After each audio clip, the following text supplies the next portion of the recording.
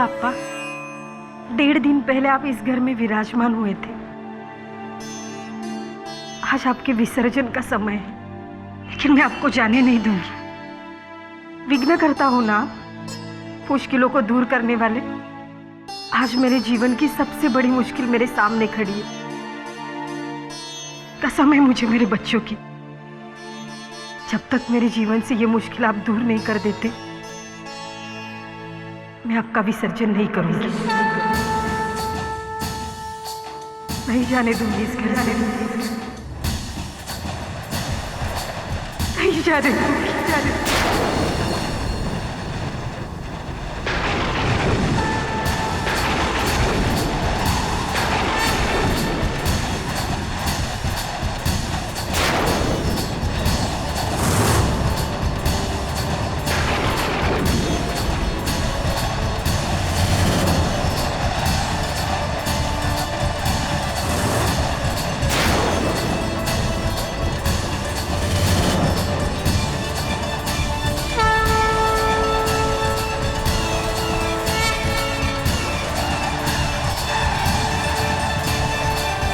KD पाठक,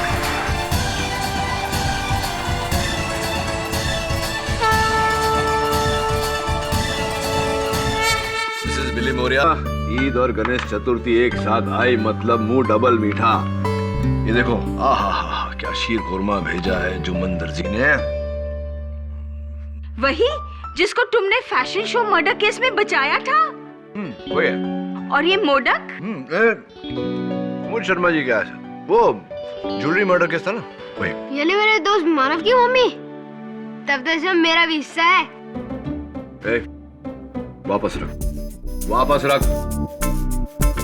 KD Pathak ji. जी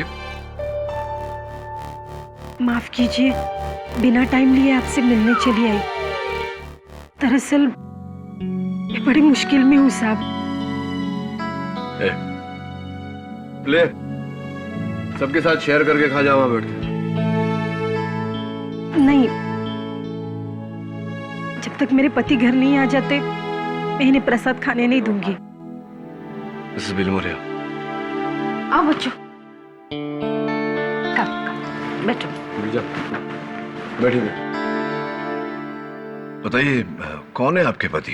कहाँ है वो? जी, रविकांत विचारे अपनी खुद की टैक्सी चलाते हैं, लेकिन 2 दिन से वो जेल में है, मर्डर के केस में।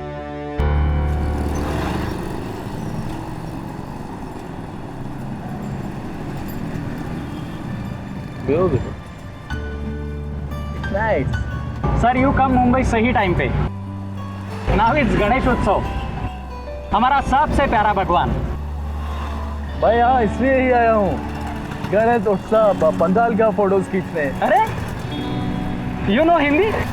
या भाई ब्रिटिश फोटोग्राफर हूँ और London daily newspaper London times के लिए भी काम करता हूँ।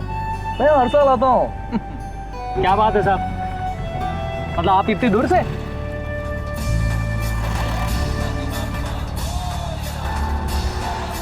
तरीके ये नाकाबंदी। पुलिस? अरे टेंशन मत लो साहब, ये तो हर रोज का काम है, बस 2 मिनट लगेगा। नो इधर से ही चला जाता हूँ। ओके, ये लो। लेकिन साहब, कीप द चेंज।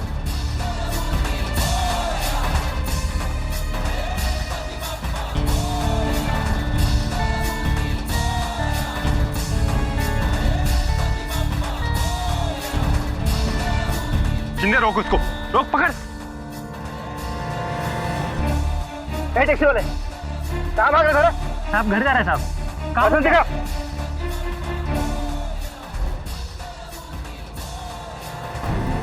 रविकांत कहाँ भाग रहा था? साहब घर जा रहे हैं साहब। डिक्की खोल। डिक्की का ताला खराब है साहब, नहीं खुलता है। डिक्की खोल बोला ना। ठीक है साहब। चल खोल।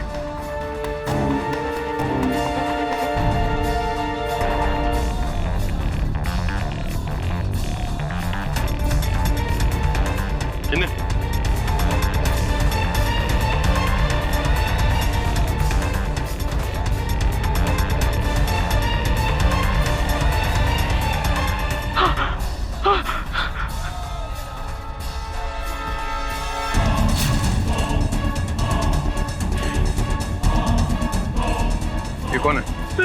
साहब ये पता नहीं कैसे आई मेरी डिक्की में। ये तो मर चुका है। साहब मैंने नहीं मारा इसको। कहाँ लेके जा रहा था लाश? नहीं साहब, पता नहीं ये कैसे आया मेरी डिक्की में साहब। शिंदे, गिरफ्तार कर लो इसे। मैं समझा ही नहीं रवि। तुम कह रहे हो कि तुम उस आदमी को जानते भी नहीं, और मुझे यकीन है कि तुमने उसे नहीं मारा। तो फिर उसकी लाश तुम्हारी टैक्सी में कैसे आई? मेरे को पता नहीं साहब। आयशप्पा, मैंने उस आदमी को नहीं मारा। मेरे को बचा लो साहब, मैं आपके आगे हाथ जोड़ता हूँ, मेरे को बचा लो। हौसला रखो, मैं अपनी पूरी कोशिश करूंगा।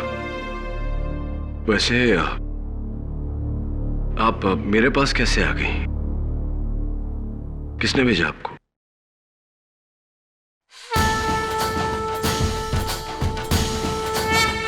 इन्होंने।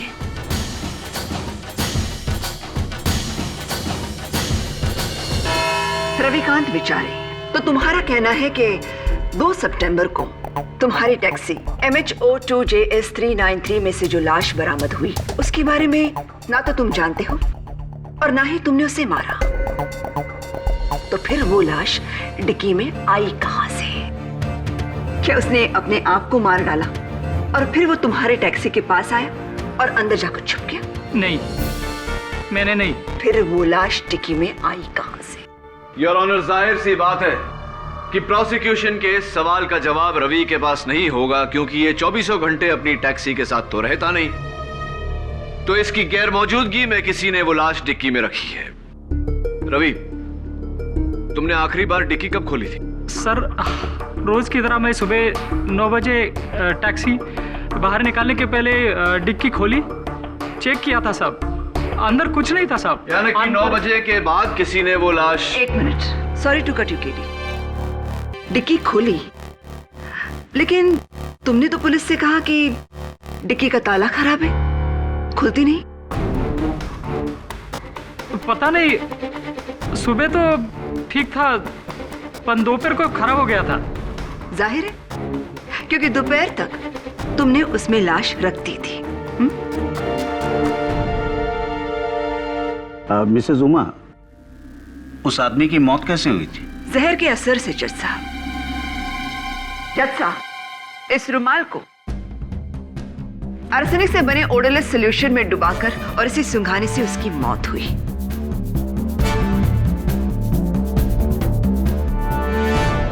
इस शीशी में वो जहर है। पुलिस को ये शीशी उस टैक्सी के ड्राइवर सीट के नीचे मिली, यानी कि कत्ल का हथियार। साहब, देवा शपथ मुझे नहीं पता। ये शीशी मेरे सीट के नीचे कैसे आई? एंड योर ऑनर, इस शीशी और रुमाल दोनों पर रवि की उंगलियों के निशान मौजूद नहीं है। जाहिर है, शीशी पर से उंगलियों के निशान मिटा दिए गए हैं और कपड़े पर निशान आते नहीं। इतना तो तुम्हें पता होना चाहिए केडी पाठक।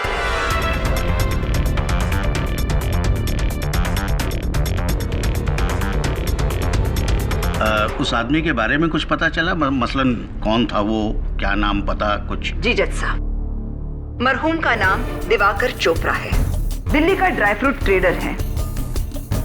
ये पर्स उसके पैंट की जेब में मिला, लेकिन इसमें से पैसे गायब हैं। कितने पैसे थे इसमें? मैडम, मुझे नहीं पता। क्या कह रहे हो? सोने की चेन और घड़ी तो तुमने चुरा ली और पैसे छोड़ दिए।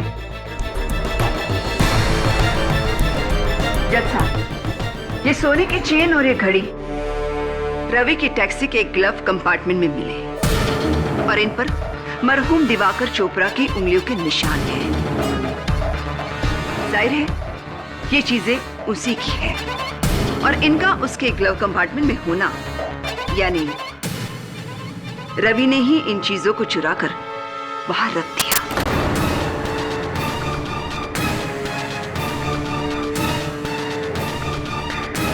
कत्ल से पहले या कत्ल के बाद? माँ बाप, मेरे को नहीं पता। ये चैन, ये घड़ी तुम्हें पता क्या है रवि? हाँ, इतना तो पता है ना कि तुम्हें अदालत किस लिए लाया गया है, या नहीं पता? नहीं पता है तो मैं तुम्हें बता देती हूँ। तुम्हें लालच आ गया और तुमने अपने निहत्थे पैसेंजर को मारकर उसे लूटा और उसकी लाश तुम ठिकाने लगाने ही जा रहे थे। Object your honour. एक सोने की चेन और एक घड़ी के लिए रवि जैसा ईमानदार टैक्सी ड्राइवर अपनी बरसों की मेहनत, अपनी रोजी रोटी और अपने परिवार को दांव पर नहीं लगाएगा। क्यों केडी? क्या इससे पहले कभी किसी टैक्सी ड्राइवर ने कोई जुर्म नहीं किया पैसों के लिए? जज साहब, आज से 12 साल पहले इसी अदालत में मैंने एक केस लड़ा था और जीता भी। Case number 324/99, Jagat Ram Tiwari versus state of Maharashtra, जहां जगत नाम के टैक्सी ड्राइवर को उम्र कैद की सजा हुई थी क्योंकि उसने अपने पैसेंजर के साथ लड़ाई करके उसे छुरा मारा था। कत्ल की वजह 20 रुपए का छुट्टा नहीं था टैक्सी वाले के पास। 20 रुपए। जब 20 रुपए के लिए एक टैक्सी ड्राइवर अपनी रोजी रोटी कत्ल करके दांव पर लगा सकता है, वहां ये घड़ी और सोने की चेन कम से कम 2.5 लाख की होंगी। Silence in the court, please. 2.5 lakh, जो उस कर्जे की रकम है जो रविकांत ने अपने खोली के लिए ली है।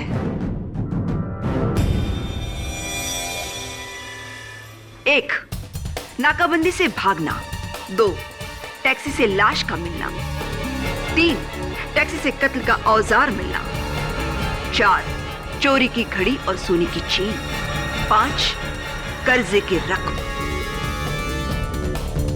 इन 5 उंगलियों को मिलाकर बनती है मेरे 23 साल के प्रोसिक्यूशन की मुट्ठी, जो केडी पाठक जैसे होनहार लेकिन जूनियर लॉयर भी नहीं बन सकते, लेकिन जूनियर लॉयर भी नहीं बन सकते।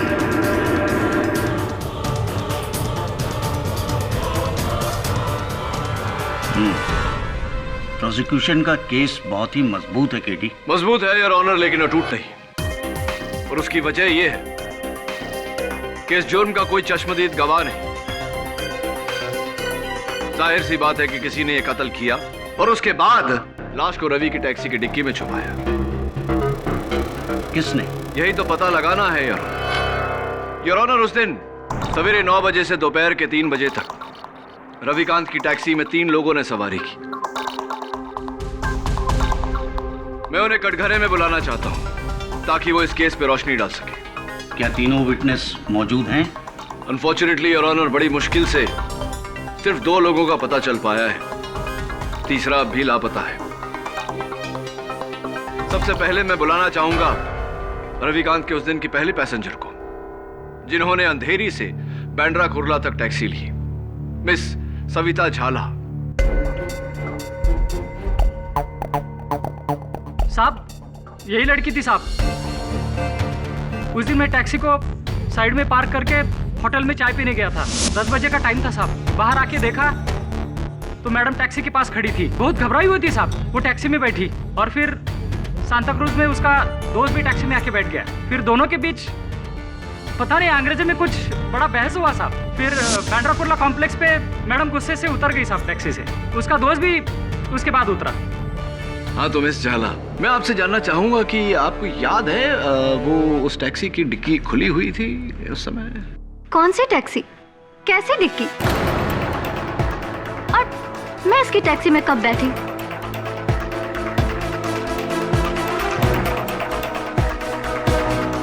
या तो ये आदमी झूठ बोल रहा है या फिर इसे कोई गलतफहमी हुई है। मे बी कोई और लड़की हो। ओ मैडम, क्या बोल रही हैं आप? आप ही थी, आप ही टैक्सी की डिक्की के पास खड़ी थी बैग लेकर साहब। इसी ने उसको लाश को डिक्की में डाला होगा साहब। अरे ये क्या बोल रहे हो? ना मैंने तुम्हें कभी देखा है और ना ही तुम्हारी टैक्सी को। मिस झाला, क्या आप जानना चाहेंगे कि हमने आपके बारे में पता कैसे लगाया? रवि के बयान के मुताबिक उसने अंधेरी के रत्नाकर कॉलोनी से सवारी ली और बांद्रा कुर्ला के मैक्स इंडिया बैंक बिल्डिंग के सामने सवारी को उतार दिया। हमने अंदाजा लगाया कि शायद वो सवारी मैक्स इंडिया बैंक में काम करती होंगी, तो वहां के कर्मचारियों से बात करने के बाद हमें पता चला कि उनकी एक ही मुलाजिम अंधेरे की रत्नाकर कॉलोनी में रहती हैं, जिनका नाम मिस सविता झाला है, यानी कि आप। तो उससे क्या साबित होता है? और वैसे भी उस दिन मैं ऑफिस टैक्सी से नहीं बस से गई थी। बस से? जी हाँ। अजीब, ये कैसे हो गया? क्योंकि मिस झाला, मैक्स इंडिया बैंक बिल्डिंग के गेट से घुसते हुए गाड़ी का नंबर सिक्योरिटी गार्ड में लिखा था, ये देखिए, MHO2JS 393, जो किसी बस का नहीं, रविकांत की टैक्सी का नंबर है। और हम सिक्योरिटी गार्ड ने पुलिस को बयान भी दिया है कि उसने आपको इनकी टैक्सी से उतरते हुए देखा, एक बैग समेत, और आपके पीछे पीछे आपके कोई पुरुष मित्र भी उतरे थे बैग समेत। वैसे कौन थे वो मित्र आपके? क्या क्या संबंध है आप दोनों के भी? चलिए छोड़िए, जाने दीजिए, अदालत को इन बातों से क्या मतलब। ये बताइए कि वो जो बैग्स आप दोनों के पास थी, क्या था उनमें?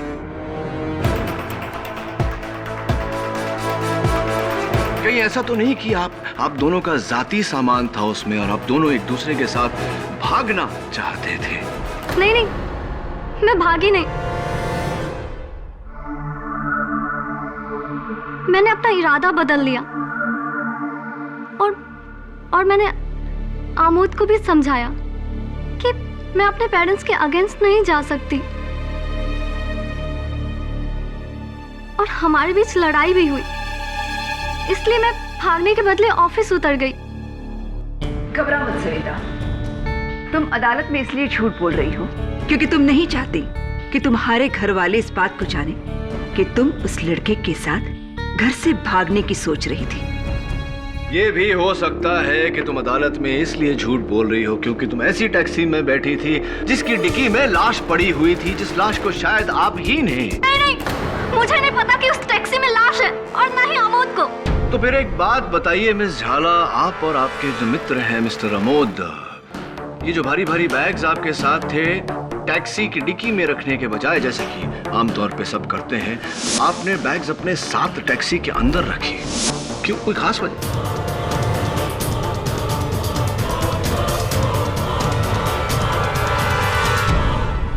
जी, इसका मेरे पास कोई जवाब नहीं है। मेरे सवाल का जवाब शायद ये है मिस झाला कि आप जानती थी कि उस टैक्सी की डिक्की में लाश है जो शायद आपने या आपके मित्र आमोद ने वहां रखी। योर ऑनर, अंधेरे ईस्ट के रत्नाकर कॉलोनी, जहां से सविता बैठी, और सैंताक्रूज स्टेशन, जहां अमोद बैठे, दोनों ही बहुत बिजी एरियाज है। जरा सोचिए, क्या ये पॉसिबल है एक भारी सी लाश ढोकर कोई डिक्की में रखे और किसी को पता भी ना चले? मैं प्रोसिक्यूशन की बात से सहमत हूँ। मिस सविता की घबराहट उनकी जाती कारणों से होगी। लाश अगर टैक्सी में आई होगी तो इस सवारी के बाद। तुम्हारे पास कोई और गवाह है KD? Yes your honour, Ravikant की अगली सवारी जो टैक्सी में अपना सेलफोन भूल गए थे, जिसके जरिए हमने उनको ट्रेस किया, मिस्टर अभिज्ञान रोहरा। मुझे मालूम था मुझे। तेरी तो टैक्सी का नंबर देखते ही मुझे डाउट हो गया था कि साली पनौती है मेरे लिए। पूरा दिन खराब हो गया तेरे चक्कर में, ऊपर से तूने मेरा मोबाइल भी चुरा लिया। और अब यहाँ खड़ा हूं मैं कटघरे में तेरी वजह से। मिस्टर रोहरा, आपके इस रिकैप के लिए मैं आपका शुक्रिया अदा करता हूं। Thank you. चलिए अब ये बताइए कि आपने रविकांत की टैक्सी कब पकड़ी, कहां से कहां तक? क्या कब और कहां तक के लिए वकील साहब? 12 साढ़े 12 बजे का टाइम था। मैंने इसकी टैक्सी बांद्रा रेक्लेमेशन से पकड़ी और इसे कहा कि मुझे वाशी जाना है, नवी मुंबई। क्यों वाशी? क्यों वाशी? क्यों मतलब क्या वकील साहब? अरे भाई, मेरी फैक्ट्री है वहां पर। तो फिर आप तकरीबन 1 बजे बीच रास्ते में, यानी कि साइन में ही उतर गए। क्यों? उतर गए?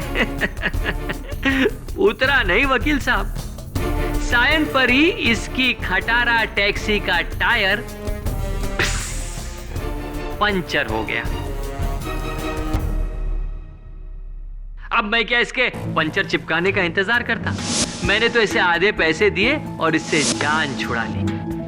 मिस्टर रोहरा, पूरी ड्राइव में आपको टैक्सी की डिक्की में से कोई आवाज सुनाई दी? हाँ, आवाज तो आई।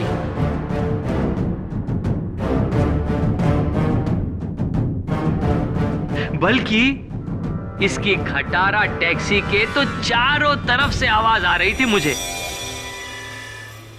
अरे अंजर पंजर ढीले हो गए इसके खटारा के, इसलिए मैं तो खुशी खुशी जान छुड़ा ली। और इसी खुशी में आपका सेल फोन, आपका मोबाइल फोन जो है वो टैक्सी की सीट पर ही रह गया। हाँ, और इसने मेरा फोन मुझे लौटाया भी नहीं। वो तो अच्छा हुआ वकील साहब जो आपका मुझे फोन आ गया और मेरा सेल मुझे वापस मिल गया। Point to be noted your honour, Ravikant बेचारे का फोन वापस ना करना बेईमानी की निशानी है। मैडम मैंने फोन को देखा तक नहीं, ताई शपथ। एक बात बताइए मिस्टर रोहरा, आप तो टैक्सी की बैक सीट पर बैठे थे। हाँ, तो फिर ऐसा कैसे हुआ कि पुलिस को आपका फोन टैक्सी की फ्रंट सीट पर से मिला? हाँ, कहीं ऐसा तो नहीं कि आप सीट के ऊपर ऐसे झुके थे आगे की तरफ ग्लव बॉक्स तक पहुंचने के लिए? मिस्टर पाठक, फोन आगे की सीट पर इसलिए था क्योंकि रविकांत ने उसे अपने पास रखा था। हाँ, इसी ने रख लिया होगा, चोर कहीं का। और अब तो खूनी भी। रविकांत ने खून किया, घड़ी चुराई, चेन चुराई, मोबाइल चुराया। This is absolutely ridiculous. Mister Rohra, ये कमर में पट्टा, क्या आपके कमर में प्रॉब्लम है? नहीं, गर्दन में प्रॉब्लम है। Order order. मिस्टर रोहरा, सवाल का जवाब सीधे तरीके से दीजिए। जज साहब, मालिक, अगर मैंने पट्टा कमर में बांधा है तो तकलीफ भी कमर में ही होगी ना? नहीं, अगर आपको थोड़ा भी डाउट है तो आप मेरी मेडिकल रिपोर्ट चेक कर सकते हैं। देख चुके हैं। फिर? और उनमें यही लिखा है कि मिस्टर रोहरा ना तो झुक सकते हैं और ना ही भारी बोझ उठा सकते हैं। फिर मिस्टर रोहरा, आपने दिवाकर चोपड़ा की 80 किलो की भारी लाश उठाई कैसे? ये क्या कह रही हैं आप? ये तो मुझसे नामुमकिन है। एग्जैक्टली। जज साहब, मिस्टर रोहरा का डिक्की में लाश रखना नामुमकिन है। लाश तो सुबह से ही डिक्की में मौजूद थी।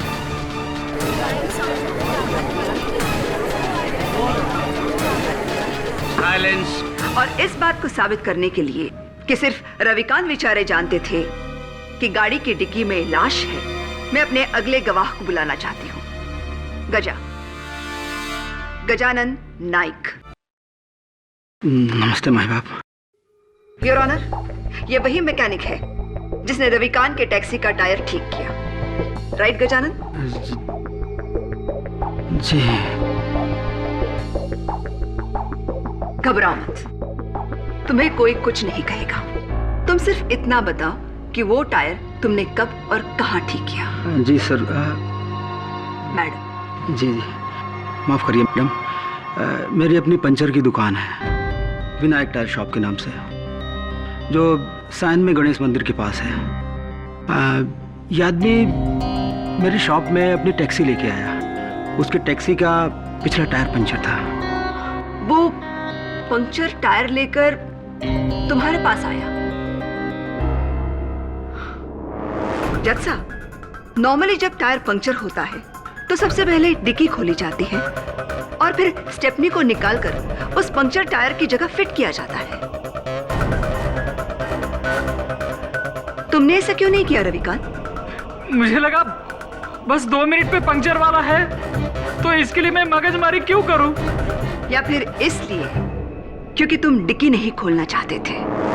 तुम जानते थे कि टैक्सी की डिक्की में लाश है।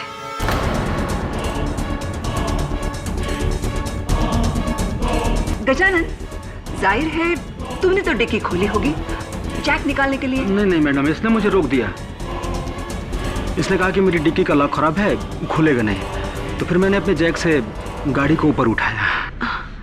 इसने तुम्हें भी डिक्की खोलने नहीं दी? माँ बाप, मेरा यकीन कीजिए, वो लॉक पहले से ही खराब था। तुम्हारा नसीब खराब है रविकांत, जो तुम्हारा जुर्म पकड़ा गया। ना तो तुमने खुद डिक्की खोली, ना किसी को खोलने दी, क्योंकि तुम जानते थे कि उस डिक्की में लाश है। नहीं, मुझे नहीं पता था। तो फिर वो लाश आई कहां से? जादू से? बताओ रविकांत, लाश आई कहां से? Calm down Mrs Dixit, calm down. Your honour, Ravikant ने हमें बताया कि उस दिन इसकी टैक्सी में 3 लोगों ने सवारी की। तीसरा एक अंग्रेज जब इसकी टैक्सी तक आया तब ये होटल में खाना खा रहा था। टैक्सी के आसपास कोई नहीं था। उस अंग्रेज का कुछ अता पता है तुम्हारे पास? योर ऑनर, टैक्सी में बैठने से पहले कोई अपना कांटेक्ट नंबर नहीं देता। उसे कैसे तलाश करूं? ये तुम्हारा प्रॉब्लम है केडी। या तो उस आदमी को ट्रेस करके इस कत्ल से जोड़ना होगा तुम्हें, या फिर इसमें हार माननी होगी। घबरा मत केडी, अपने सीनियर से हारने में कोई शर्म की बात नहीं।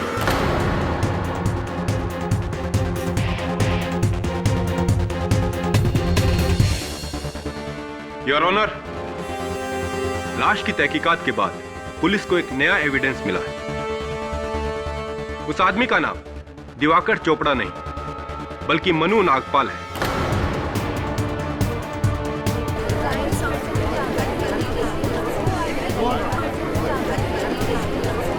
साइलेंस। मनु नागपाल, जो एक वांटेड क्रिमिनल था, जिसकी पुलिस को ड्रग स्मगलिंग के 9 अलग अलग केसेस में तलाश थी। Drug smuggling? जी हाँ योर ऑनर, ये इसका पुराना हथकंडा था।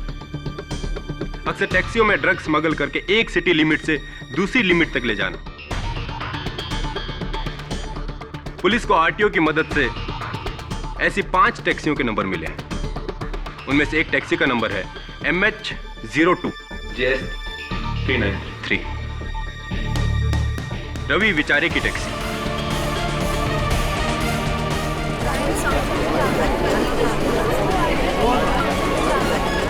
साइलेंस। ओह माय गॉड, ये तो नया कनेक्शन है। अब समझ में आ गया।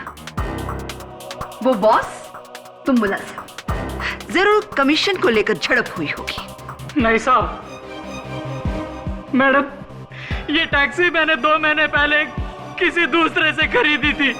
अब तो तुम दोनों तरफ से फंस गए हो रविकांत। एक तरफ मर्डर तो दूसरी तरफ ड्रग्स स्मगलिंग।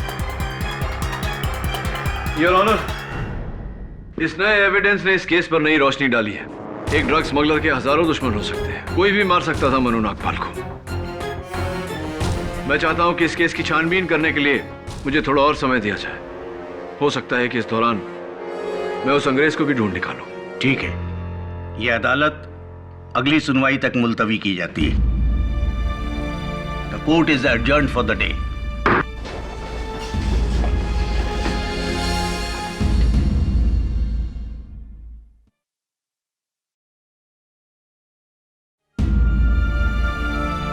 मानसी, तू मेरी बात मान, जिद मत कर।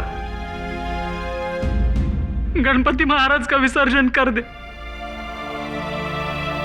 नहीं, जब तक वे मेरा विघ्न दूर नहीं करते मैं विसर्जन नहीं करूंगी। अब ये मेरे भगवान की परीक्षा है।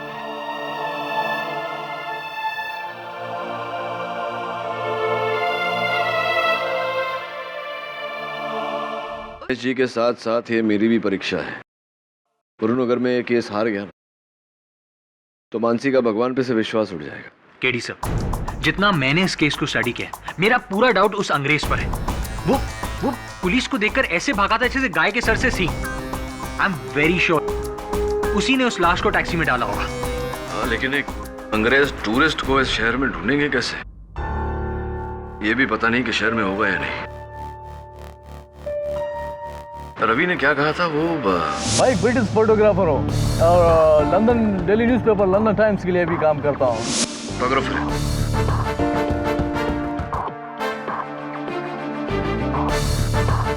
अभी तक तो छप गई होगी वो तस्वीर।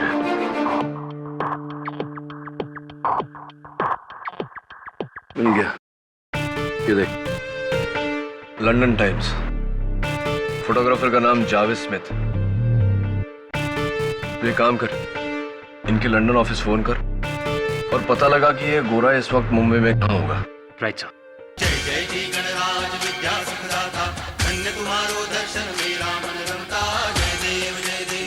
Your honour, mister Javed Smith एक ब्रिटिश फोटोग्राफर है और इस केस की आखिरी घड़ी रविकांत की टैक्सी की उस दिन की आखिरी सवारी। तो मिस्टर स्मिथ, और जो हिंदी बोल लेते हैं आप? No, I don't know Hindi at all. फिर तो योर ऑनर इन्हें फांसी का फरमान इंग्लिश में ट्रांसलेट करके सुनाना पड़ेगा। फांसी? मैंने कुछ नहीं किया।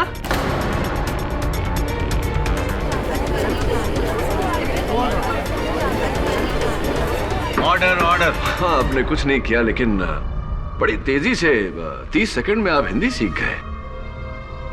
क्या माइंड है आपका? अब जरा इस माइंड को रिवाइंड करिए और बताइए कि उस दिन रविकांत की टैक्सी से पुलिस को देखकर, नाकाबंदी को देखकर आप घबरा कर उतर गए थे। क्या कारण था उसका? नहीं, मुझे लेट हो रहा था तो मैं वहां से पैदल गया। आपका ये बैकपैक पुलिस ने आपके होटल रूम से बरामद किया तो उसके पॉकेट से कुछ बू आ रही थी और लैब टेस्टिंग से पता चला है योर ऑनर की वो बदबू चरस की थी। इसके बारे में आप क्या कहना चाहेंगे? Yes, you are right. मेरे बैग में चरस था।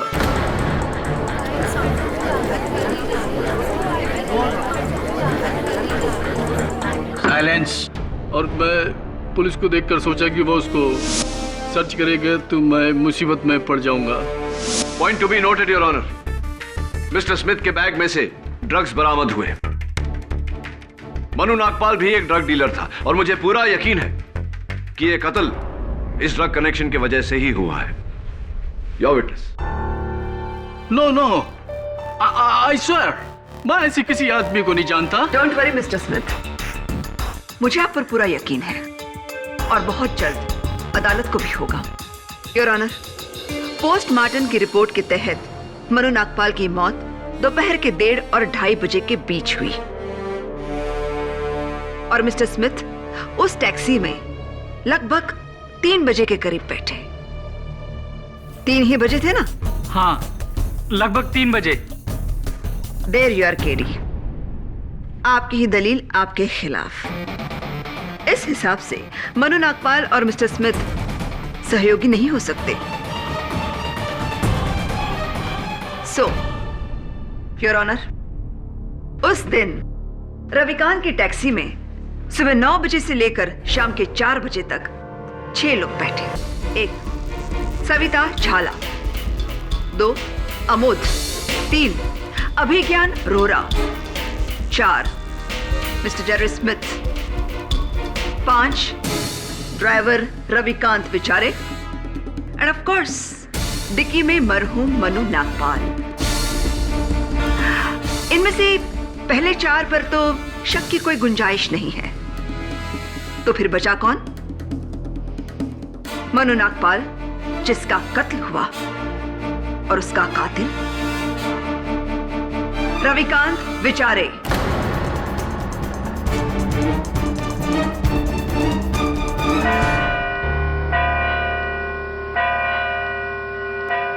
The court is adjourned for the day.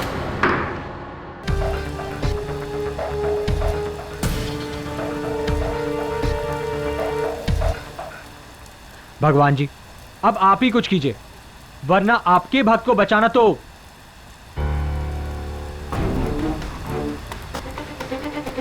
चाबी? इंस्पेक्टर दवे, चाबी डिक्की की है, बड़ी मुश्किल से खुलती है। चेक करते हैं।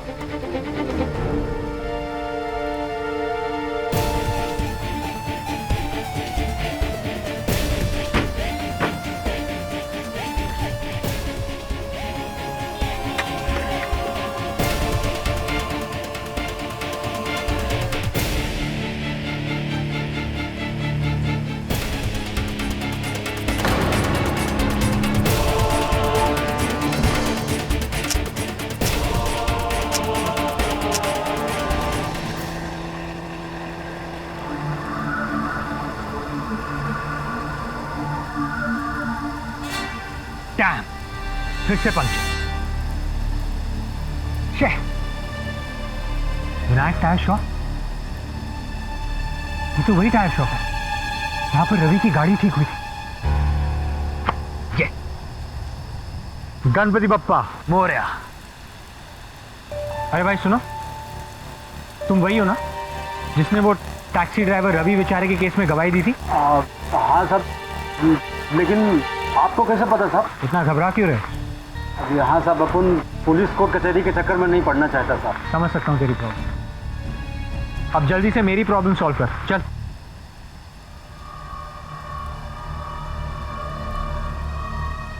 हेलो साहब।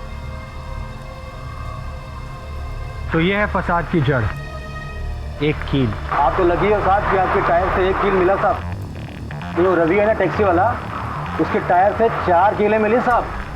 4 कील? वो भी एकदम नहीं। 4 कील एक साथ, वो भी नहीं। Ganpati Bappa, love you. Your honour, ये कुछ तस्वीरें हैं रविकांत के टैक्सी के डिक्की के अंदर के हिस्से की, जहां लगे हुए खरोचों से साफ जाहिर होता है कि किसी ने डिक्की को अंदर से खोलने की कोशिश की थी इस स्क्रू ड्राइवर का इस्तेमाल करके।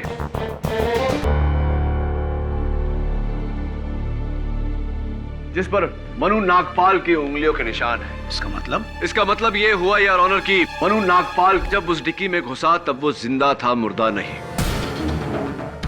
और एक पॉइंट पर उसने डिक्की से बाहर निकलने की कोशिश की, लेकिन बाहर के शोर के कारण रविकांत उसकी आवाज को सुन नहीं पाया। अब सवाल यह है योर ऑनर कि मनु नागपाल उस डिक्की में घुसा क्यों? वो शहर छोड़कर भागना चाहता था, और पब्लिक ट्रांसपोर्ट यानी टैक्सी से बेहतर सवारी और क्या हो सकती है? तो मनु ने खुद टैक्सी रोकी, रविकांत से कहा कि टैक्सी की डिक्की खोलो, मुझे उसमें छुपना है। मिसेस दीक्षित, पूरी बात समझने के लिए पूरी बात सुन लेनी चाहिए। योर ऑनर, जैसा कि मैं कह रहा था, मन्नू का कोई साथी था जिसने टैक्सी में बैठने से पहले रवि को बातों में उलझाया और मन्नू को समय मिला कि वो डिक्की का ताला तोड़ के उसके अंदर जाकर छिप जाए। अब ये भी बताओ कि वो साथी कौन था? जाहिर सी बात है प्रोसिक्यूटर साहिबा कि उस दिन रवि की टैक्सी में जिन लोगों ने सवारी की थी उन्हीं में से ही कोई एक होगा। तो तुम्हारा कहना है कि मनु शहर से भागने के लिए रविकांत की टैक्सी की डिक्की में छुपा, फिर उसने रुमाल लिया, अपने चेहरे पर लगाया और अपने आप को मारने की कोशिश की। प्रोसिक्यूटर साहिबा, आपकी आधी बात सच है और आधी बात गलत। हाँ, मनु ने खुद अपने चेहरे पर रुमाल लगाया था। उसका कारण यह है योर ऑनर कि मनु को धूल से एलर्जी थी और डिक्की में धूल से बचने के लिए उसने ऐसा किया था, यह जाने बिना कि उसके साथी ने पहले से ही वो रुमाल जहरीले सॉल्यूशन में डुबो दिया।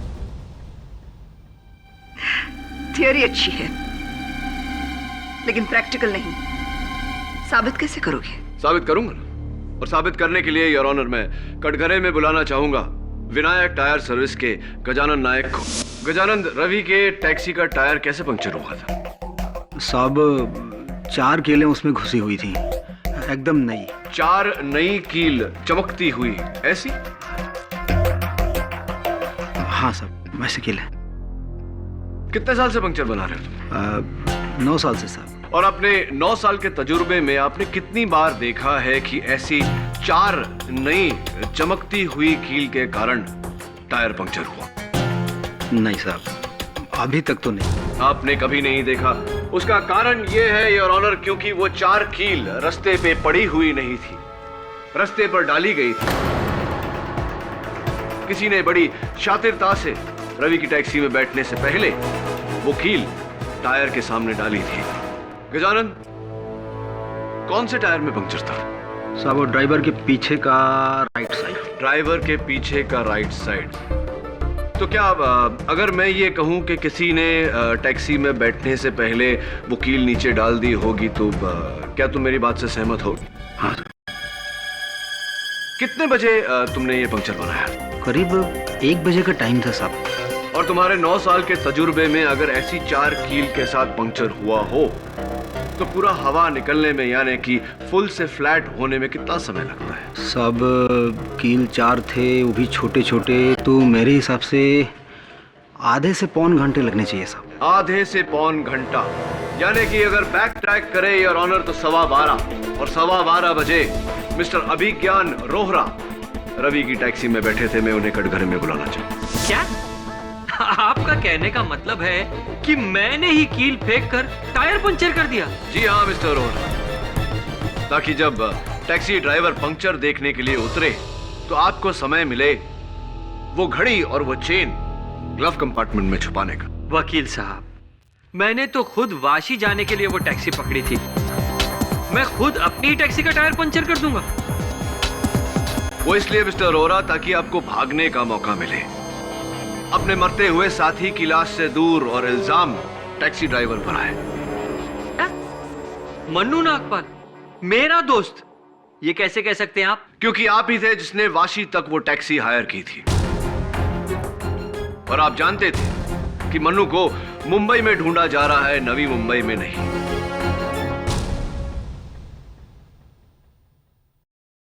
देखिए, मेरा और मन्नू नागपाल का कोई कनेक्शन नहीं है। मैं जा रहा था अपने जूतों की फैक्ट्री में जो वाशी में है। आप चाहे तो मेरे स्टाफ से पता कर सकते हैं। पूछा हमने, और आपके स्टाफ का साइंड स्टेटमेंट है जज साहब की टेबल पर, जो ये कहता है कि आप उस दिन अपने फैक्ट्री गए ही नहीं।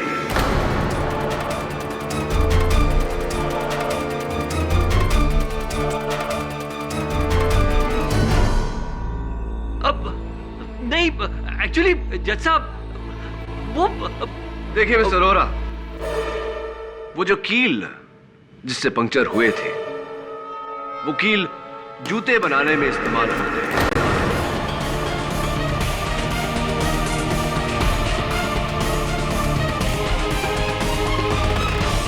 बिल्कुल वैसे ही कील आपकी फैक्ट्री में भी इस्तेमाल होते हैं मिस्टर रोहरा।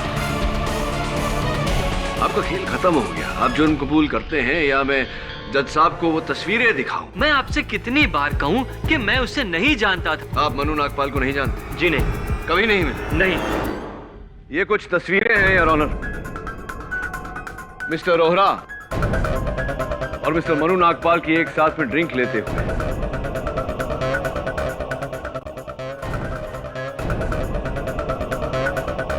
क्या आप कहेंगे मिस्टर रोहरा कि आप मन्नू नागपाल को नहीं जानते? आपकी उनके साथ दोस्ती नहीं थी, आपने उन्हें नहीं मारा?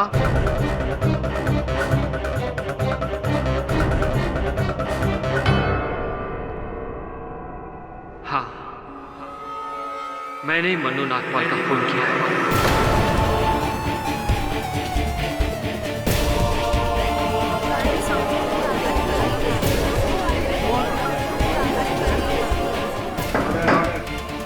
लेकिन मन्नू नागपाल और रोहरा की तस्वीरें कहाँ हैं?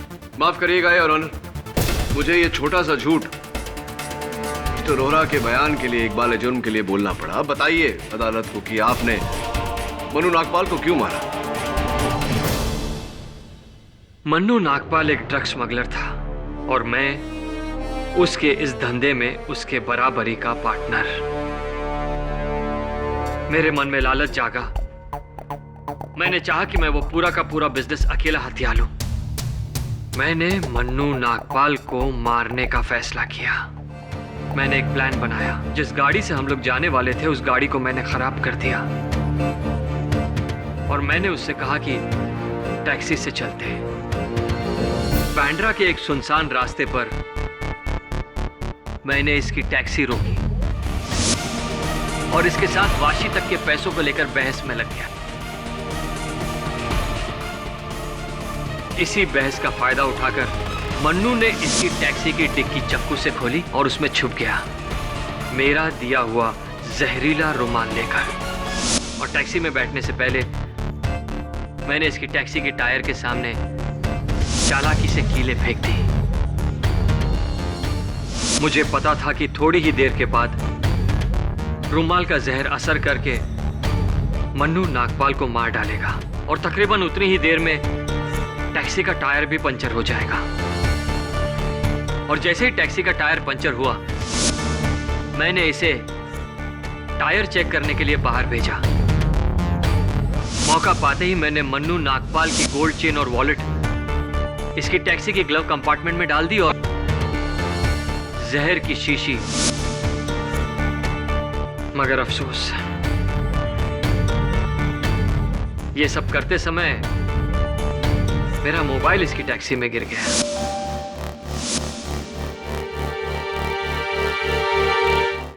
ये अदालत अभिज्ञान रोहरा को मनु नागपाल के कत्ल के जुर्म में दोषी पाते हुए हिरासत में लेने का हुक्म देती है और रविकांत विचारे को बाइज्जत बरी करती है।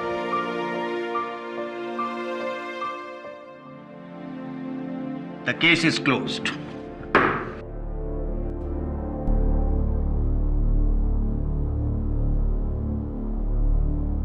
Congratulations, kid.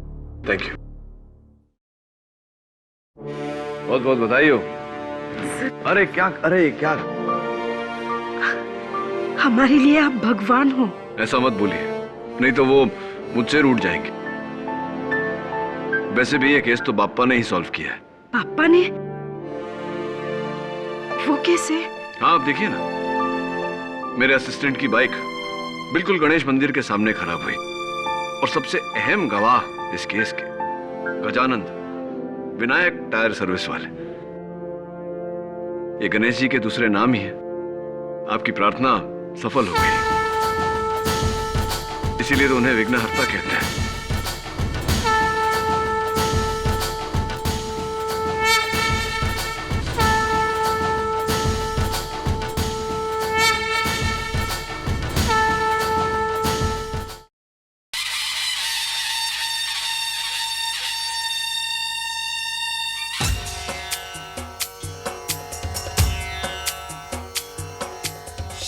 लाल चढ़ायो अच्छा गजमुख को, जोन दिल लाल विराजे सुत गौरी हर को। हाथ लिए गुड़ लड्डू साई सुरवर को, महिमा कहे न जाए लागत हूँ पद को। जय देव जय देव जय जय जी गणराज विद्या सुखदाता, धन्य तुम्हारो दर्शन मेरा मन रमता। जय देव जय देव।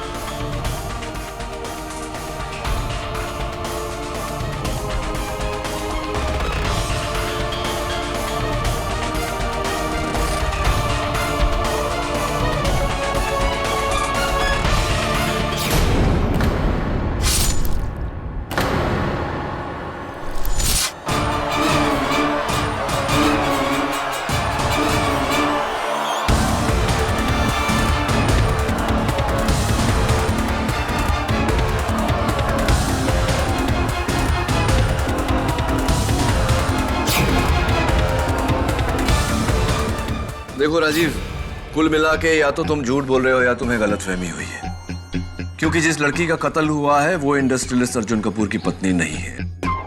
अर्जुन कपूर की पत्नी का नाम पूजा नहीं मेघा है। क्या?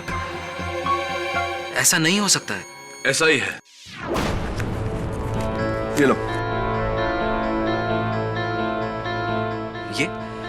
ये तो वही लड़की है। पूजा के कहने पर मैंने इसकी और अर्जुन जी की बहुत सारी फोटोज खींची थी। इनफैक्ट वो फोटोज खींचकर मैंने वो चिप भी पूजा को दिया था। पूजा के कहने पर इसकी फोटो हस्बैंड क्या क्या कहना चाहते हो तुम? पूरी कहानी सुनाओ। एक्चुअली हुआ ये था कि उस दिन पूजा मेरे घर आई थी और उसने मुझे आके कहा, मैं आपकी बहुत बड़ी फैन हूँ। क्यों इस गरीब का मजाक उड़ा रही? अभी तो सिर्फ एक ही नॉवल निकली और उसकी भी सिर्फ 100 कॉपीज ही बिकी। लेकिन उस नॉवल में डिटेक्टिव व्योम का कैरेक्टर वाकई तारीफ के काबिल है। I am impressed.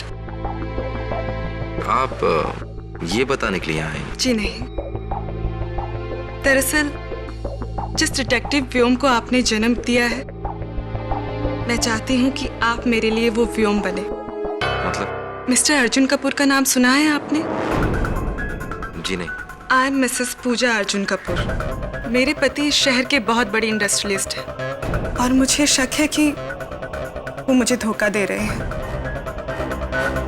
उनका किसी और औरत के साथ भी संबंध है। मैं चाहती हूँ कि आप उन पर नजर रखें और ये पता लगाएं कि वो पूरे दिन क्या करते हैं, किस किस से मिलते हैं, कहाँ जाते हैं, सब कुछ। और हाँ, इस काम के लिए डिटेक्टिव राजीव को राइटर राजीव से कहीं ज्यादा पैसे मिलेंगे। देखिए, ये पूरे 2 लाख हर महीने।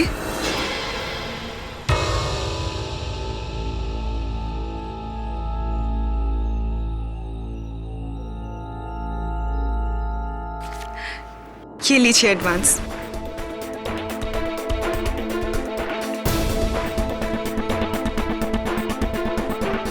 और मैंने अर्जुन पर नजर रखना शुरू किया। तब मुझे पैसों की बहुत जरूरत थी, इसलिए मैंने ये काम किया। इनफैक्ट मैंने अर्जुन की और इस लड़की की बहुत सारी फोटोज खींची। तो जिस समय पूजा का कत्ल हुआ उस समय तुम उस गणेश पंडाल में क्या कर रहे थे? मुझे वहां पूजा ने खुद बुलाया था फोन करके, और उसने मुझे कहा था कि उसे मुझे कुछ जरूरी बात बतानी है। तो क्या कहा उसने तुमसे? नहीं, बल्कि जब तक मैं वहां पहुंचा तो उसे ऑलरेडी किसी ने छुरा घोंप दिया था। मरते वक्त कुछ कहा तुमसे? श्रद्धा 50। उसने कहा था श्रद्धा 50। श्रद्धा तो तुम्हारी नॉवल का नाम है। हाँ। 50 का क्या मतलब है? योर ऑनर, पूजा ने मरते वक्त कहा था श्रद्धा 50। श्रद्धा राजीव की नॉवल का नाम है। मुझे पूरा यकीन है योर ऑनर कि मरते वक्त पूजा ने जो कहा वो कोई संकेत देना चाहती थी, किसी और इशारा करना चाहती थी। किस और मेरे काबिल दोस्त, किस और? तुमने तो जरूर पता लगा लिया होगा। नहीं, अभी तक नहीं। लेकिन क्या? केडी, इन बेतुकी बातों से तुम्हारे क्लाइंट को तुम नहीं बचा सकते। देखिए मिस्टर राणे, कभी कभी जो दिखता है वो सच नहीं होता और जो सच होता है वो दिखता नहीं। मतलब इतने लोगों ने जो देखा वो झूठ था। ये रौना, इन बातों को साबित करने के लिए इस खून के चश्मदीद गवाह मिस्टर सावंत को मैं बुलाना चाहता हूँ। इजाजत है। मिस्टर सावंत, गणेश स्थापना के दिन आपके पंडाल में क्या हुआ था? वकील साहब, गणपति स्थापना वाले दिन इसी आदमी ने चाकू मारकर उस लड़की की हत्या की थी और मेरे पंडाल को अपवित्र किया था। Order, order. मिस्टर सावंत, क्या आपने इस आदमी को छुरा मारते हुए देखा?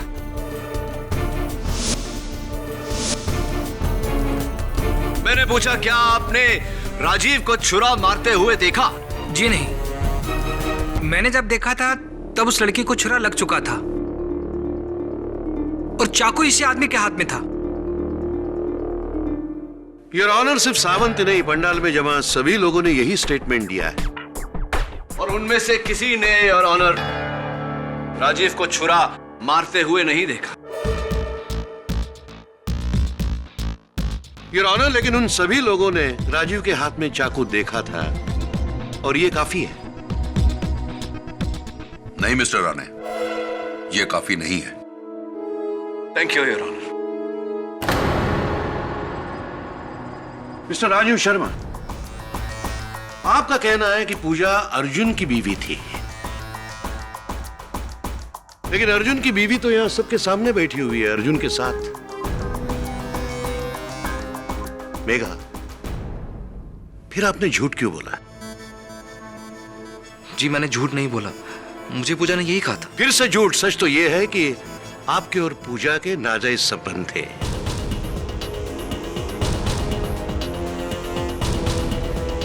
इतना ही नहीं, पूजा आपकी फाइनेंशियल सपोर्टर भी थी। Am I right? No? बिना कोई रिश्ते के कोई भी लड़की आपके अकाउंट में 2 लाख रुपए क्यों डिपॉजिट करवा रही?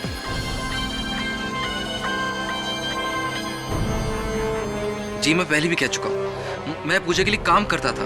उसने मुझे पैसे दिए थे ताकि मैं अर्जुन पे नजर रख सकूं, इसलिए मैंने बहुत सारी फोटोज भी खींची। अच्छा, सिर्फ इसलिए वो मुझे पैसे देती थी। चलो मान लिया, तो फिर वो फोटोग्राफ्स कहाँ हैं? वो सारी फोटोज मैंने पूजा को दे दिए थे। फिर से झूठ, फिर से झूठ।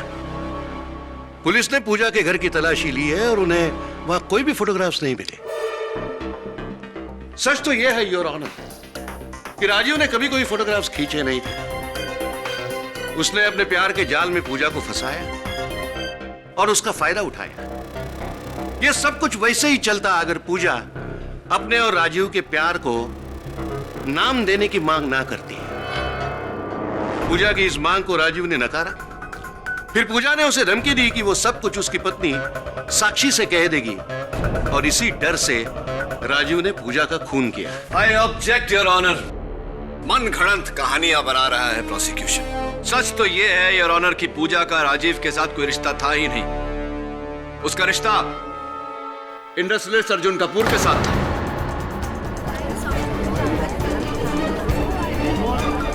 Order, order. और यह बात साबित करने के लिए मैं मिस्टर कपूर को विटनेस बॉक्स में बुलाना चाहूंगा।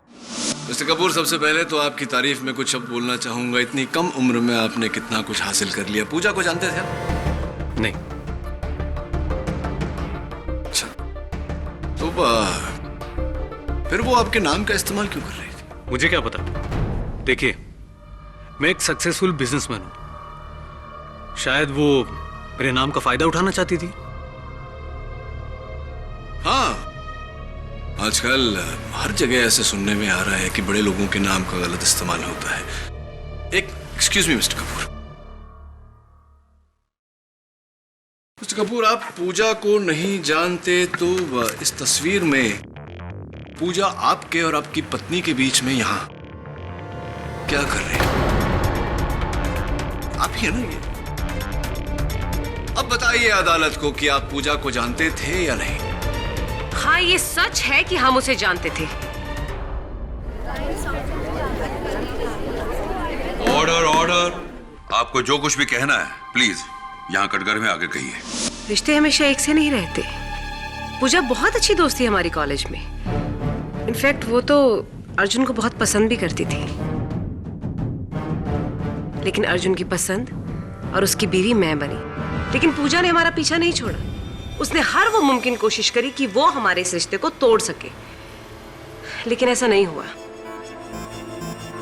और फिर हमने उसको अपनी जिंदगी से निकाल फेंका।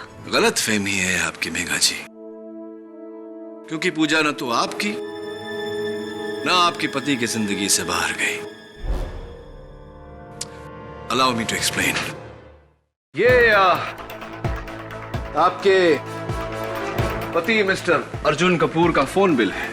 उनके मोबाइल फोन का बिल जरा देखिए। साफ साफ जाहिर है ना कि वो पूजा के टच में थे।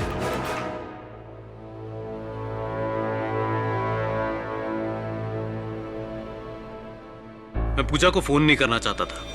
इनफैक्ट वही मुझे फोन करती थी। अगर ऐसी बात है मिस्टर कपूर, तो आपका फोन बिल ये क्यों कहता है कि जितनी बार पूजा ने आपको फोन किया उससे कहीं ज्यादा बार आपने पूजा को फोन किया? देखिए, out going, out going, out going, out going, out going, out going, out going.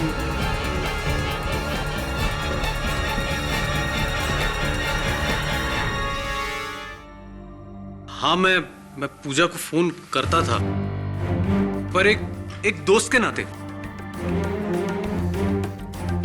देखिए, मैं मैं जिंदगी में आगे बढ़ गया था और वो पीछे रह गई थी। अगर उसे कभी मदद की जरूरत होती थी तो मैं मदद कर देता था, बस, और कुछ नहीं।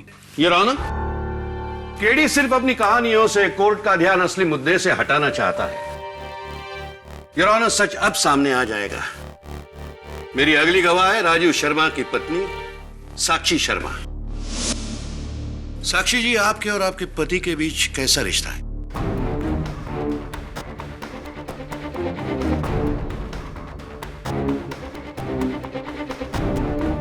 आपने कुछ जवाब नहीं दिया। एक पति और पत्नी के बीच जैसे रिश्ते होते हैं वैसे ही। कैसा रिश्ता है? ज्यादा खुश नहीं नजर आ रही आप। क्या आप अदालत से कुछ छुपा रही है? I object your honour. Prosecutor साहब भूल रहे हैं कि वो किसी की निजी जिंदगी को अदालत में नहीं घसीट सकते। योर ऑनर, एक पति पत्नी आमने सामने अदालत के कटघरे में खड़े हो तो उनकी निजी जिंदगी निजी नहीं रहती। साक्षी जी को मेरे सवालों का जवाब देना ही पड़ेगा। ये इंसाफ का सवाल है your honour. Thank you your honour. हाँ साक्षी जी, जवाब दीजिए। पूजा के आने के बाद हम दोनों में काफी मनमुटाव हो गया था। बात इतनी बिगड़ गई थी कि हम दोनों में अक्सर झगड़े हुआ करते थे। कैसे झगड़े? राजीव अपना ज्यादा से ज्यादा वक्त घर के बाहर पूजा के साथ बिताते थे।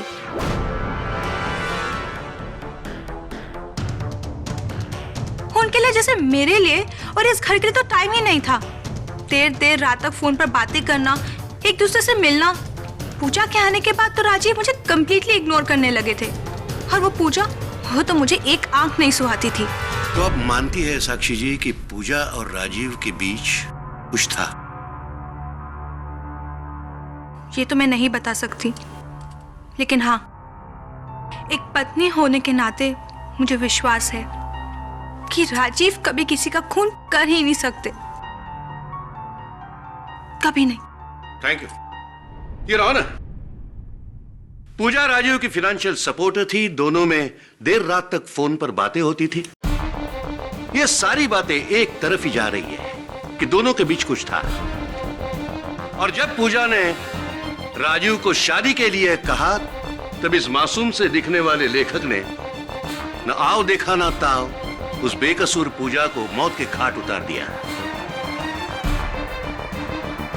योर ऑनर, मेरा मानना है कि इस कत्ल के जुर्म में राजीव को फांसी की सजा सुनाई जाए। योर ऑनर, प्रोसिक्यूटर की यह दलील बिल्कुल स्पेक्युलेटिव, बिल्कुल बेसलेस है। मैं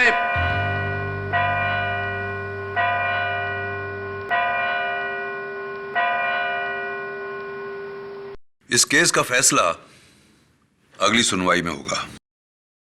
court is urgent for the day.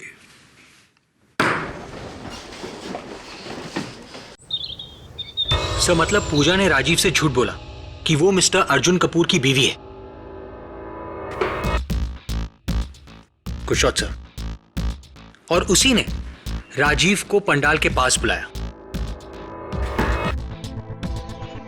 और जब राजीव पूजा से मिला तब पूजा को चाकू मारा जा चुका था।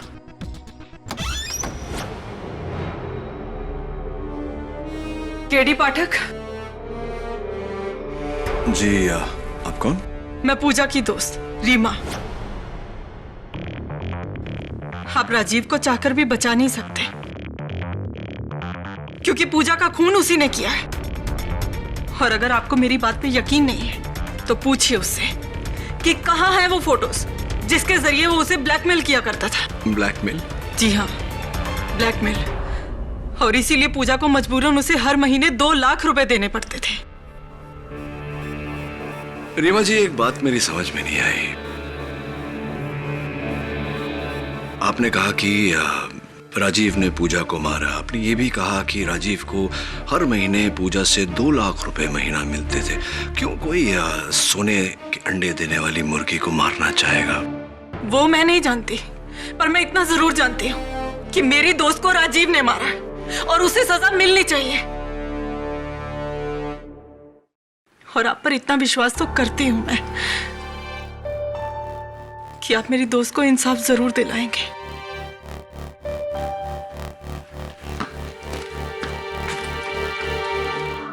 सर, ये एक नई कहानी है।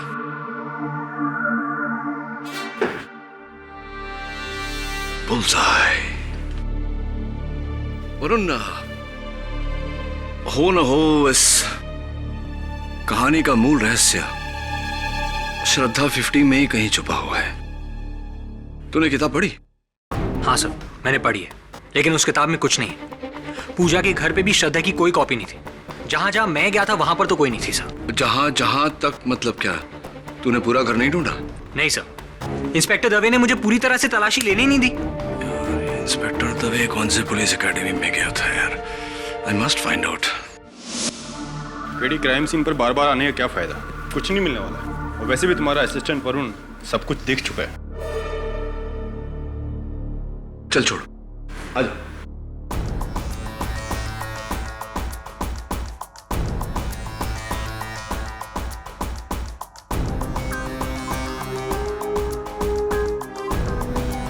यार दवे, एक बात बता, अगर कोई किताब बुक शेल्फ में ना रखे तो कहां रख सकता है? पेडी, कुछ मिला नहीं ना? मैंने तो पहले ही कहा था कि कुछ नहीं मिलने वाला। हम यहाँ सब कुछ चेक कर चुके हैं। ये तस्वीरें देखी तूने? हाँ, दिखाई दे रही है ना? कुछ गड़बड़ लग रही है? हाँ, दीवार पे बना निशान पेंटिंग के साइज से मैच नहीं करता। पेंटिंग छोटी है और निशान बड़ा। यानी कि किसी ने बड़ी पेंटिंग को छोटी की जगह लगाई और छोटी को बड़ी की जगह।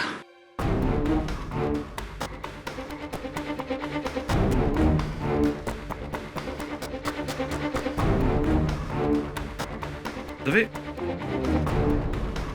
क्या कह रहा था तू? कुछ नहीं मिला? अच्छा छोड़, जाने दे। ये बता, पूजा ने क्या कहा था मरते वक्त? श्रद्धा 50, श्रद्धा 50वां पन्ना। मैंने कुछ फोटोग्राफ्स लिए हैं जिसके कारण मेरी जान को खतरा है। एक बात बता दे, पूजा के पास की जेब में या बैग में कोई मेमोरी कार्ड या कोई सीडी वगैरह कुछ मिला? नहीं, कुछ नहीं मिला। और मोबाइल फोन? नहीं। चल पंडाल चलते हैं, चल।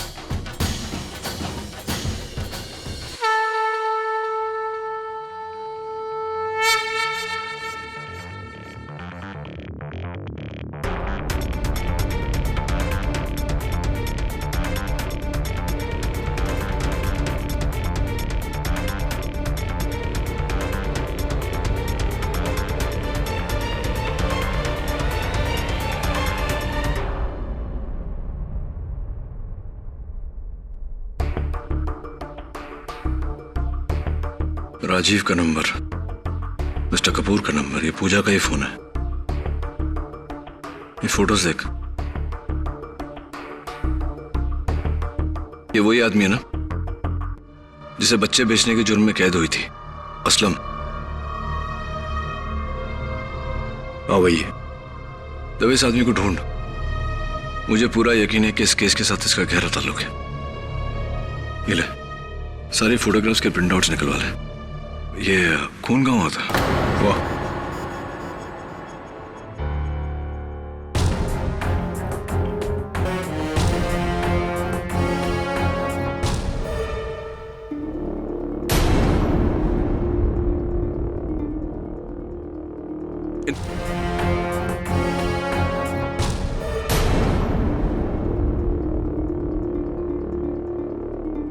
ये खून किसका है? जाहिर सी बात है पूजा का ही होगा। पूजा का होगा मतलब क्या होता है? रिपोर्ट अभी तक आई नहीं है। रिपोर्ट आ जाएगी तो तुरंत भेजना मुझे। योर ऑनर, पहले दिन से ये केस बिल्कुल साफ है। कम से कम 30 लोगों ने उस पंडाल में राजीव को पूजा का खून करते हुए देखा है। माफ कीजिए मिस्टर राणे, पर आपके किसी भी गवाह ने राजीव को पूजा का खून करते हुए नहीं देखा। पूजा का खून हो चुका था योर ऑनर। राजीव ने महज उसके पेट से चाकू निकाला था। खून करने में और खून होने में बहुत अंतर होता है। योर ऑनर, मेरे पास कुछ सबूत हैं जो इस केस का रुख बदल कर रख देंगी। If you permit your honour.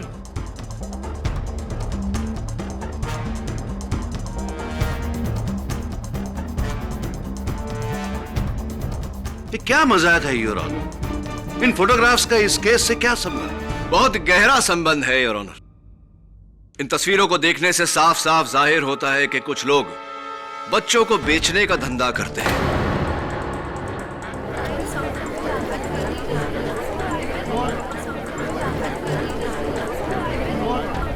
Order order. माना कि ये तस्वीरें बच्चों के खिलाफ हो रहे जुर्म का चेहरा सामने लाती हैं, लेकिन इस वक्त केस का मुद्दा कुछ और है। एग्जैक्टली योर ऑनर, इस केस का मुद्दा ही कुछ और है। योर ऑनर, पूजा का कत्ल किसी आपसी संबंध या पैसों के कारण नहीं हुआ। पूजा का कत्ल इसलिए हुआ क्योंकि वो इस धंधे के बारे में जानती थी। पूजा के पास सबूत थे जो इन लोगों को सलाखों के पीछे भेज सकते थे, इसीलिए उसे मार दिया गया।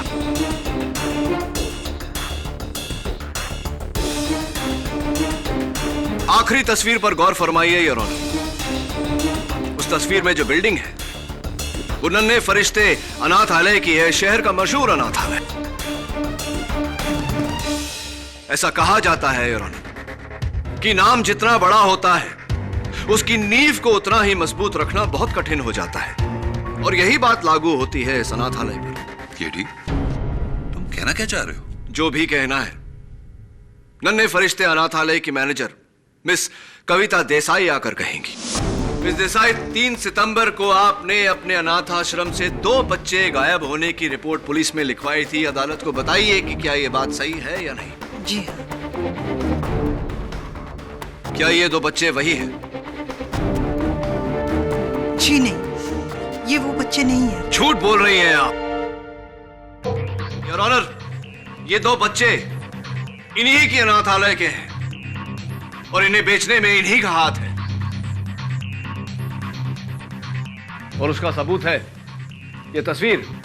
देखिए मिसेस देसाई, आपकी और असलम की तस्वीर। असलम योर ऑनर, जिसका धंधा है बच्चे बेचना। अब बताइए मिस देसाई, क्या ये बच्चे आपकी अनाथालय के हैं या नहीं? क्या उनके बेचने में आपका हाथ नहीं था? बोलिए मिसेस देसाई। जी हाँ, ये बच्चे मेरे ही अनाथ आश्रम के हैं। हमने इन्हें बेचा था।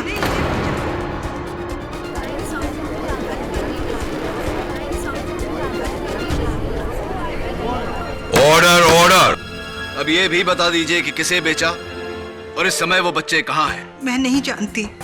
जो बच्चे मुझसे खरीदे जाते हैं वो कहाँ जाते हैं, कौन खरीदता है, मुझे नहीं पता।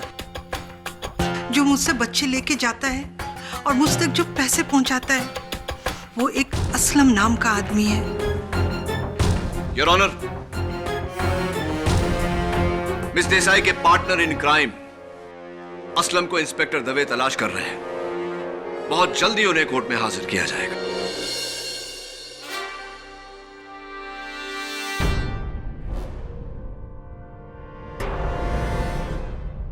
योर ऑनर, यही है वो गुंडा असलम। असलम, तुम जानते थे कि उस दिन नन्हे फरिश्ते अनाथालय के बाहर पूजा ने तुम्हें बच्चों का सौदा करते हुए देखा और तुम्हारी तस्वीरें भी ली, इसीलिए तुमने पूजा को अपने रास्ते से हटा दिया। गलत है साहब, अप्पू ने किसी का कत्ल नहीं किया है साहब।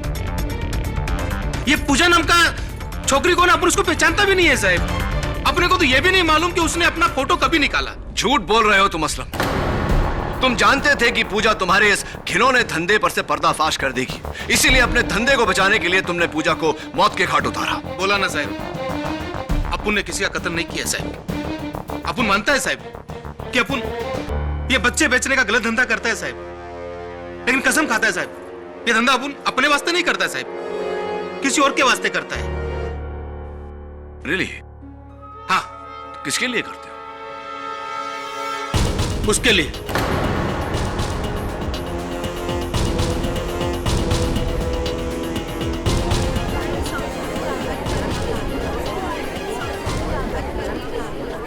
बकवास कर रही है, झूठ बोल रहा है। मैं नहीं जानता इसे। ये अपने आप को बचाने के लिए मुझे फंसा रहा है। तो मिस्टर कपूर, आप ये कह रहे हैं कि आप असलम को बिल्कुल नहीं जानते और ये अपने आप को बचाने के लिए आपको फंसा रहा है? जी हाँ, ये अपना जुर्म छुपाने के लिए मुझे फंसा रहा है। झूठ बोल रहे हैं साहब वो। अब उनके पास इसके खिलाफ बहुत सबूत है साहब। पिछले 1 साल से इसके साथ काम कर रहे हैं साहब। बोले तो अभी कोर्ट में इसका पूरा चिट्ठा खोल के रख देगा मैं। कितने में बच्चा मुझसे लेता था और आगे कितने में बेचता था, सब मालूम है साहब मेरे को, सब।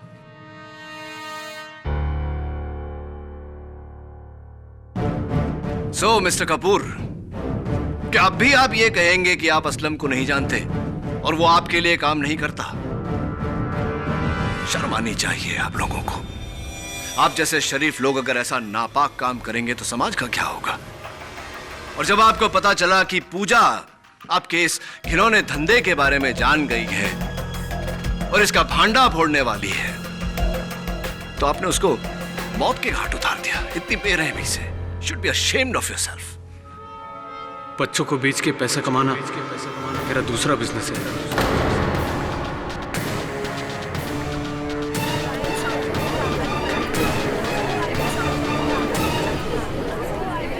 Order order. ये बात पूजा को पता चल गई थी। कुछ फोटोग्राफ्स भी उसके हाथ लग गए थे। तो तुम क्यों आ नहीं सकता? नहीं नहीं, ऐसी कोई बात नहीं है, आओ ना।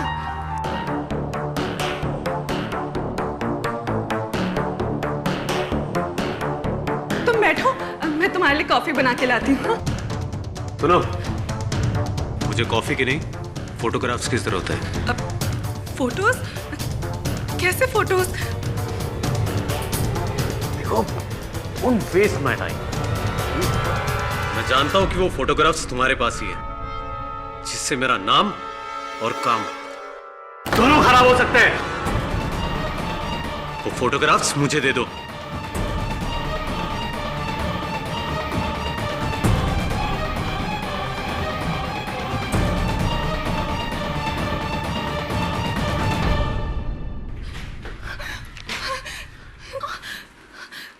ये तरीके से वो फोटोज मुझे दे दो।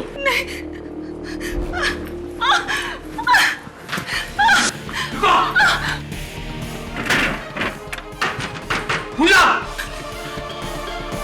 एंड योर ऑनर, पूजा समझ गई थी कि उसकी जान को खतरा है, इसलिए वो राजीव के इस नॉवल पर लिख कर गई। मैंने कुछ फोटोग्राफ्स लिए हैं जिसके कारण मेरी जान को इससे आगे वो लिख नहीं पाई।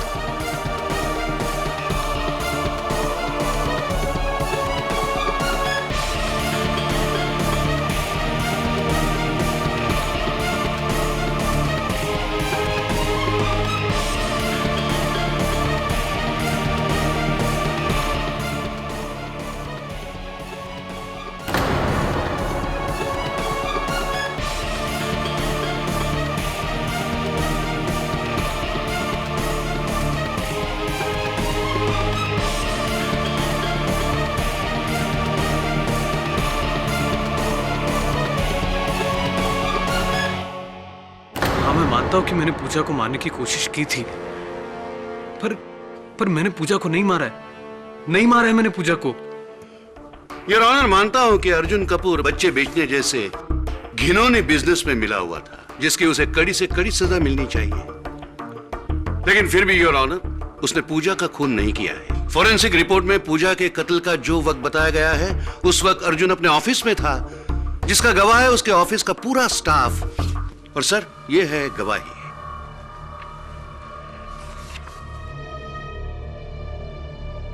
अब हम किसका वेट कर रहे हैं सर? क्या मेरे काबिल दोस्त मिस्टर केडी पाठक के पास और भी कोई दलील बची है जिससे वो अदालत का और वक्त बर्बाद करना चाहते हैं? फोरेंसिक रिपोर्ट में पूजा के कत्ल का जो वक्त बताया गया है, उस वक्त अर्जुन अपने ऑफिस में था, जिसका गवाह है उसके ऑफिस का पूरा स्टाफ। और सर, ये है गवाही।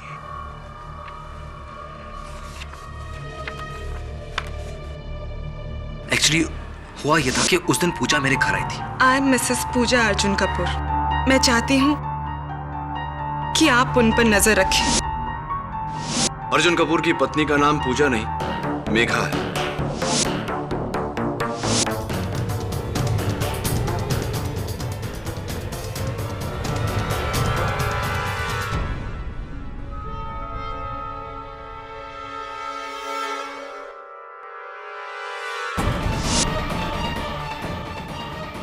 बच्चों को बेच के पैसा कमाना मेरा दूसरा बिजनेस है। ये बात पूजा को पता चल गई थी। कुछ फोटोग्राफ्स भी उसके हाथ लग गए थे। हाँ, मैं मानता हूँ कि मैंने पूजा को मारने की कोशिश की थी, पर मैंने पूजा को नहीं मारा है। नहीं मारा है मैंने पूजा को। ये खून किसका है? आपने कहा कि राजीव ने पूजा को मारा। आपने ये भी कहा कि राजीव को हर महीने पूजा से 2 लाख रुपए महीना मिलते थे। क्यों कोई सोने के अंडे देने वाली मुर्गी को मारना चाहेगा? अब हम किसका वेट कर रहे हैं सर? क्या मेरे काबिल दोस्त मिस्टर केडी पाठक के पास और भी कोई दलील बची है जिससे वो अदालत का और वक्त बर्बाद करना चाहते हैं? योर ऑनर, मैं इस केस के अहम गवाह मिस रीमा को कटघरे में बुलाना चाहता हूं। योर ऑनर, ये केस अब शीशे की तरह साफ हो गया है। राजीव ने पूजा का कत्ल किया है। मैं आपसे रिक्वेस्ट करता हूं कि इस केस का फैसला जल्द से जल्द सुनाया जाए। योर ऑनर, ये राजीव की जिंदगी का सवाल है। हम छोटी से छोटी चीज नजरअंदाज नहीं कर सकते। प्लीज योर ऑनर, एक मौका चाहता हूं। ग्रांटेड। रीमा जी, उस दिन मेरे दफ्तर में आपने मुझसे कहा था कि आपकी और पूजा के बीच बहुत गहरी दोस्ती थी और राजीव ने ही पूजा को मारा है। ये भी कहा था कि राजीव पूजा को ब्लैकमेल कर रहा है। जी। यानी कि इतनी गहरी दोस्ती थी आपके और पूजा के बीच की हर बात वो आपको बताती थी। जी हाँ। तो कभी पूजा ने आपको ये बताने की कोशिश नहीं की कि उनकी जान खतरे में है और मिस्टर अर्जुन कपूर उन्हें मारना चाहते हैं? ये बात सच है कि वो मुझसे हर बात शेयर किया करती थी, मुझसे कभी कुछ छुपाती नहीं थी। मैं तो खुद हैरान हूँ कि इतनी बड़ी बात उसने मुझसे छुपाई क्यों। हाँ, ये बात मेरी भी समझ में नहीं आ रही रीमा जी की। कैसे मुमकिन है? How is it possible? आप श्योर हैं कि पूजा ने वारदात के दिन आपको फोन करने की कोशिश नहीं की, ये बात बताने की कोशिश नहीं की? श्योर? नहीं। झूठ बोल रही हैं आप रीमा जी। कत्ल से थोड़ी देर पहले उन्होंने आपको फोन किया था और आइटमाइज्ड बिल आपके टेबल पर है, याद आया? नहीं, वो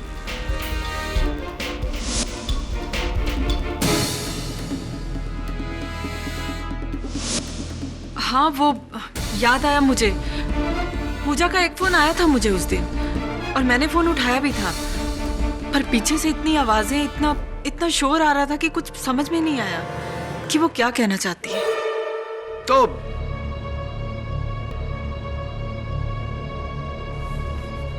एक्सक्यूज मी,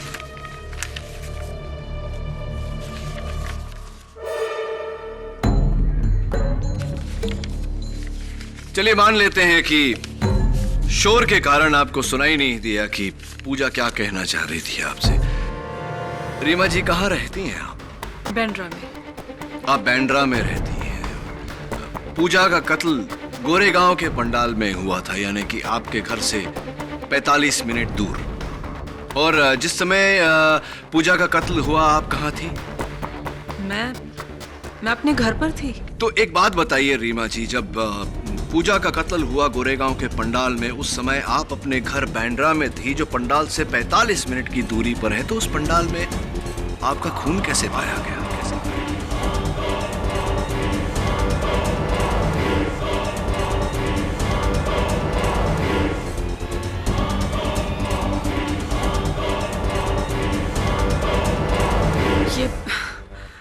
ये कैसी बात कर रहे हैं आप? मेरा खून? जी, आपका खून। ये आपके हाथ में चोट कैसे लगी? हाथ? वो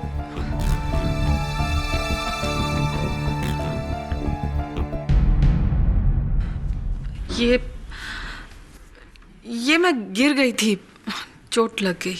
गिर गई थी? हाँ। मुझे क्यों शक है? ये क्या बकवास है योर ऑनर? रीमा के हाथ के जख्म का इस केस से क्या ताल्लुक? ताल्लुक है योर ऑनर, बहुत गहरा ताल्लुक है।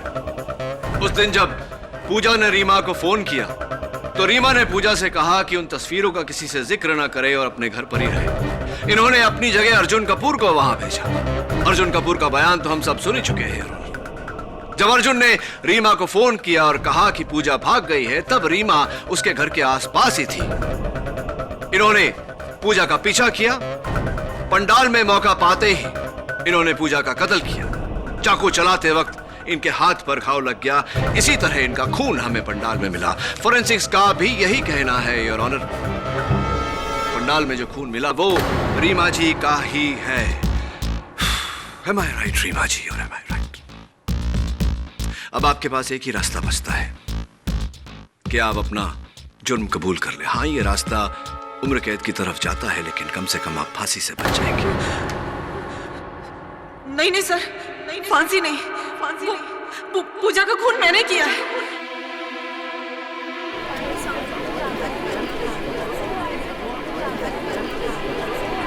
वो इससे पहले कि वो मेरे लिए कोई मुसीबत खड़ी करती और ये जान पाती कि राजीव के बिजनेस में मैं भी शामिल हूँ, मुझे लगा कि मैं उसे खत्म कर दूंगी तो बच जाऊंगी। और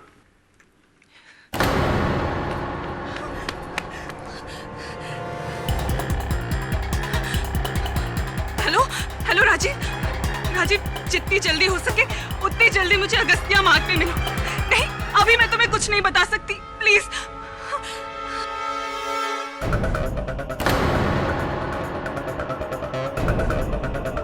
रीमा, अच्छा हुआ रीमा तुम आ गई। अर्जुन ने मुझे जान से मारने की कोशिश की और वो सबूत जिसकी तुम बात कर रही थी, तुमने अर्जुन को दे दिए क्या? नहीं, वो मैंने अर्जुन को नहीं दिए। अब वो सबूत सीधे पुलिस के पास ही जाएंगे। पूजा वो सबूत पुलिस के पास नहीं, अर्जुन के पास जाएंगे। मतलब तुम भी? पूजा, मैं तुम्हारे लिए रिक्वेस्ट करती हूँ, कहाँ है वो फोटोग्राफ्स? प्लीज मुझे दे दो। पूजा, समझने की कोशिश करो, तुम्हारा एक कदम मेरी पूरी जिंदगी तबाह कर देगा। ये सब तुम्हें करने से पहले सोचना चाहिए था। अब मैं अपने फैसले से पीछे हटने वाली नहीं। अब मैं तुम्हें और बच्चों की जिंदगी बर्बाद करने नहीं दूंगी। पूजा, मेरी जाती कहाँ हूँ? हाँ, कहाँ है फोटोग्राफ्स? पूजा, मैं कहती हूँ वो फोटोग्राफ्स मेरे हवाले कर दो। पूजा, ये मजाक नहीं है। छोड़ो मुझे रीमा, छोड़ दो मुझे। पूजा, वो सबूत कहाँ है? कहाँ है सबूत? छोड़ो मुझे, छोड़ो। पूजा,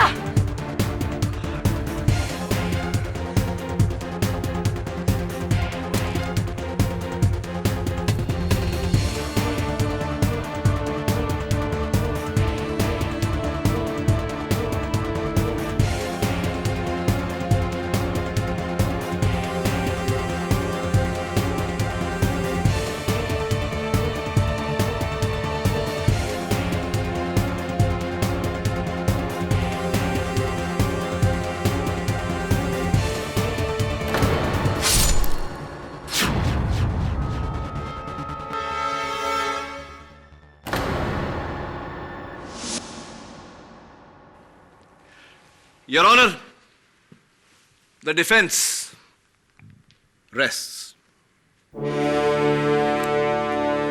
यह अदालत मिस रीमा सिन्हा को पूजा के कत्ल के जुर्म में गिरफ्तार करने का हुक्म देती है और अर्जुन कपूर, असलम शेख और मिस कविता देसाई के खिलाफ चाइल्ड ट्रैफिकिंग के जुर्म में कार्रवाई करने का हुक्म सुनाती है। यह अदालत मिस्टर राजीव शर्मा को बाइज्जत बरी करती है। The case is closed.